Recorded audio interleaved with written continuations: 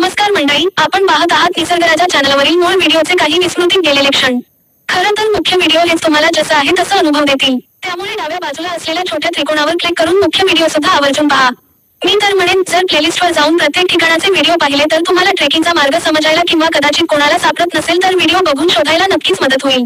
समोर इतका सुंदर निसर्ग आणि त्याची अद्भुत अनेक रूपं पाहताना उगाच बाटबाट करून मूळ मुद्दा बाजूला ठेवलेल्यासारखं वाटतं. म्हणूनच फक्त एखादं सॉफ्ट म्युझिक किंवा जो आहे तोच आवाज ठेवला आहे बऱ्याच व्हिडिओमध्ये. निसर्गात भ्रमंती करताना आपण उगाच झाडं, जंगल, डोंगर किंवा समुद्र यांनाच निसर्ग म्हणतो आणि घराच्या बाहेर पडलं की निसर्गाशी गाठ होईल अशा भ्रमात वावरतो.